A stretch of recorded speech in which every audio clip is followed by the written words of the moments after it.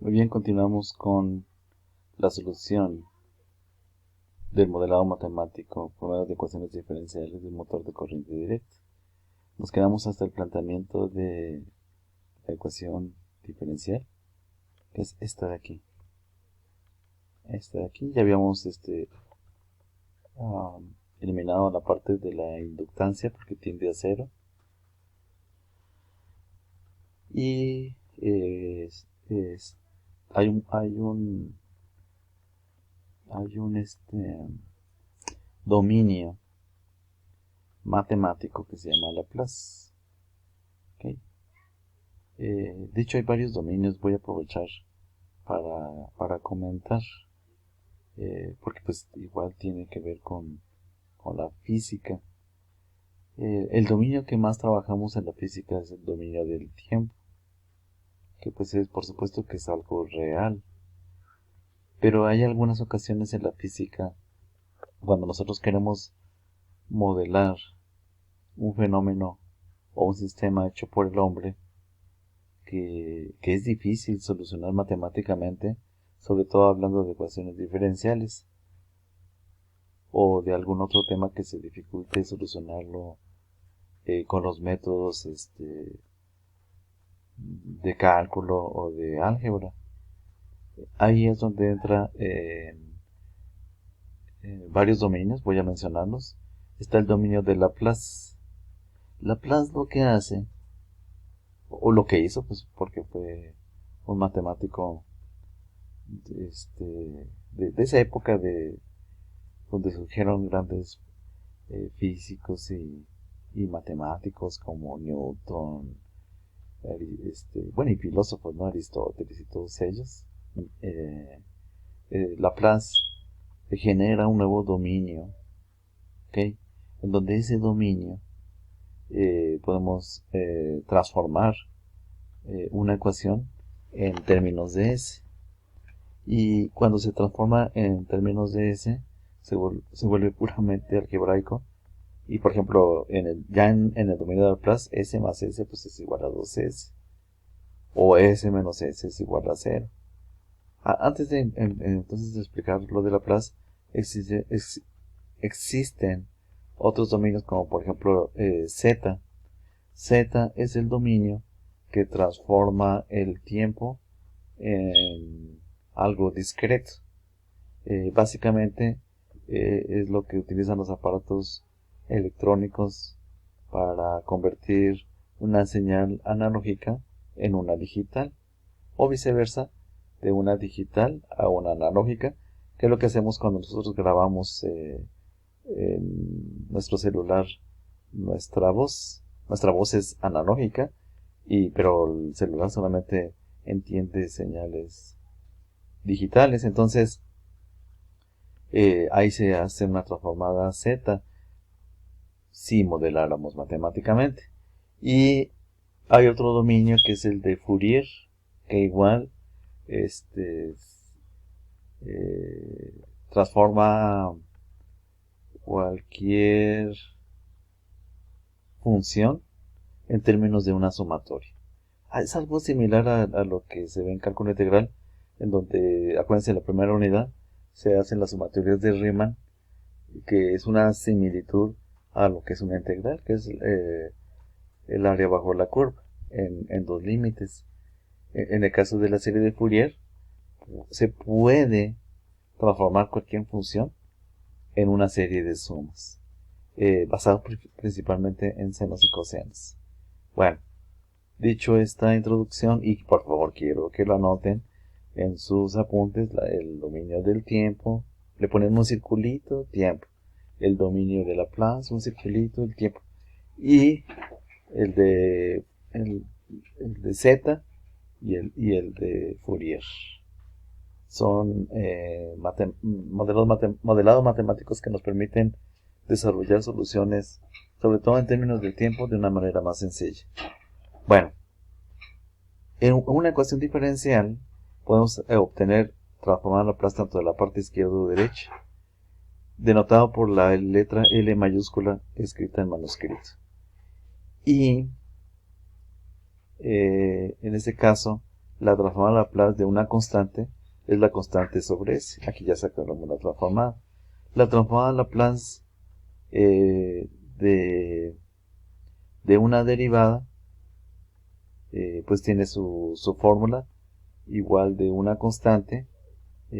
Aquí básicamente la transformada Laplace de esto de aquí, que está en términos de tiempo, es esta otra solución, pero que ya está en términos de S. Y finalmente, fíjense cómo de este renglón aquí abajo factorizamos W en términos de S. Entonces queda gamma por S más beta. Y después vamos a despejar W en términos de S, es decir, este factor pasa del otro lado dividiendo. Entonces queda que WS va a ser igual a V2, que divide a S, que multiplica a delta de S más beta.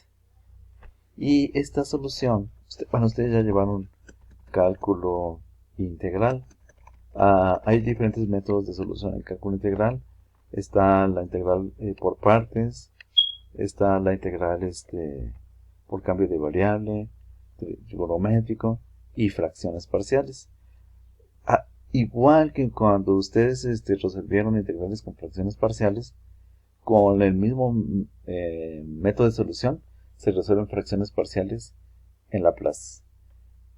Básicamente entonces aquí tenemos una fracción parcial que es a sobre s más c sobre gamma que multiplica s más beta.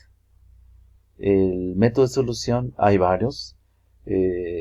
Por ejemplo, aquí yo el que use cuando doy ecuaciones diferenciales es proponer un valor para s, de tal manera que primero se elimine, por ejemplo en este caso la s. Si s vale 0, este elemento se elimina, pero este otro no, porque queda a por beta. Por lo tanto, a es igual a 1 sobre beta, ya encontramos la solución. Hay otro método que es plantear dos ecuaciones simultáneas con dos incógnitas y llegamos a las mismas soluciones. Luego, para encontrar el valor de C, esto de aquí, lo que hacemos es sustituir el valor de A. A vale 1 sobre beta, aquí lo sustituimos. Y de aquí despejamos C. ¿Cómo? Bueno, multiplicamos 1 sobre beta por delta por S y nos queda delta por S sobre beta. Y multiplicamos 1 sobre beta por beta, pues nos queda 1. Del lado izquierdo solamente nos queda 1, que es la parte del numerador de la fracción parcial. Y ahora ya teniendo este desarrollo proponemos S igual a 1. Si proponemos S igual a 1, aquí nos queda nada más C y aquí nada más nos queda gamma sobre beta. Y entonces este 1 que está del lado derecho lo pasamos al lado izquierdo como menos 1 y nos queda 0. Y entonces de este lado nos queda delta sobre beta más C. Despejamos la C y este delta sobre beta pasa al otro lado restando. Por lo tanto C vale precisamente menos gamma sobre beta. Ya tenemos las dos soluciones de las fracciones parciales A y C. Vayan anotando esto en su cuaderno. Después, igual que en cálculo integral, cuando encontramos los valores de A y B los sustituimos. Aquí están. 1 sobre beta y menos gamma sobre beta. En este caso, multiplicado por el voltaje V2, que multiplicamos tanto el primer término como el segundo de lo que desarrollamos aquí. Este más por este menos es menos, y este V2 como está multiplicando al binomio, pues se expresa en cada uno de los términos. ¿Okay? Y esta es la solución en términos de S de la ecuación diferencial. Básicamente lo que hacemos de este renglón para abajo es un desarrollo del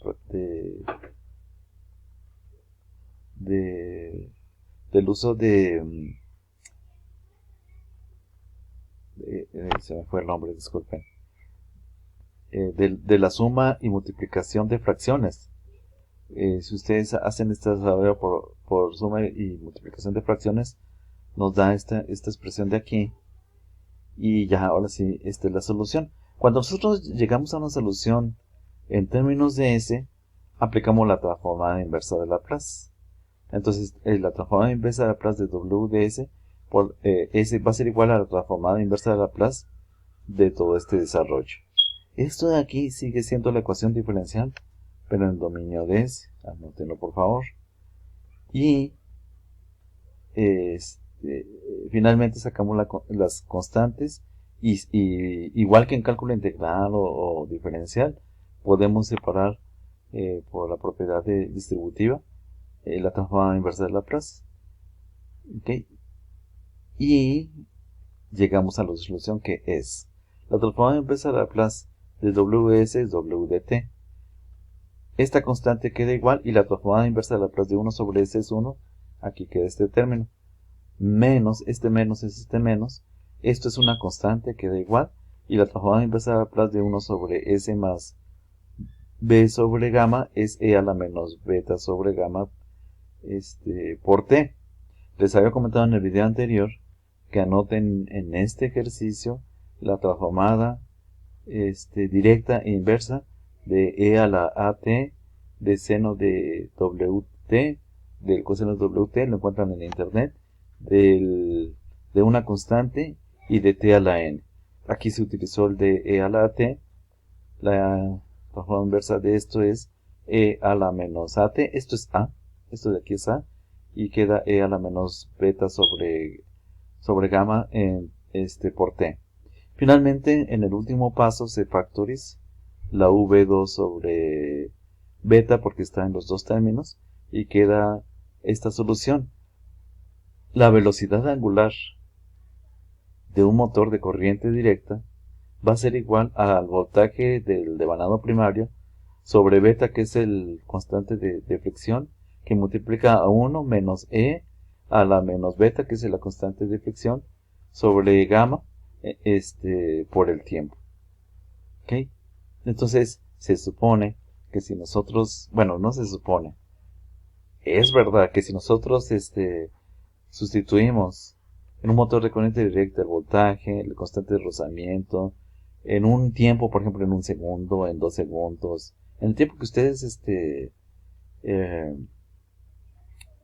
propongan, vamos a encontrar la velocidad angular. En pocas palabras y en resumidas palabras, va a llegar un momento en que la velocidad del rotor llega a su velocidad de funcionamiento. Por ejemplo, 100 revoluciones por segundo. Y entonces, ¿de qué nos sirve esta fórmula? Pues para ver en qué tiempo, bueno, una de las cosas es para ver en qué tiempo va a llegar a esa velocidad. Y la otra razón de esta fórmula es ¿qué sucede en el minuto? ¿Qué sucede, perdón, en el tiempo medio segundo?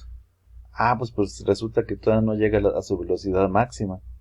Esa es la razón del modelado matemático por medio de ecuaciones diferenciales de un motor de corriente directa.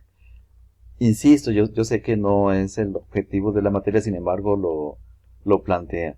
Que revisemos la física por medio de ecuaciones diferenciales y aquí está el ejemplo. Bueno, pues gracias, nos vemos en el siguiente video con otro ejemplo de la física desarrollado por medio de ecuaciones diferenciales.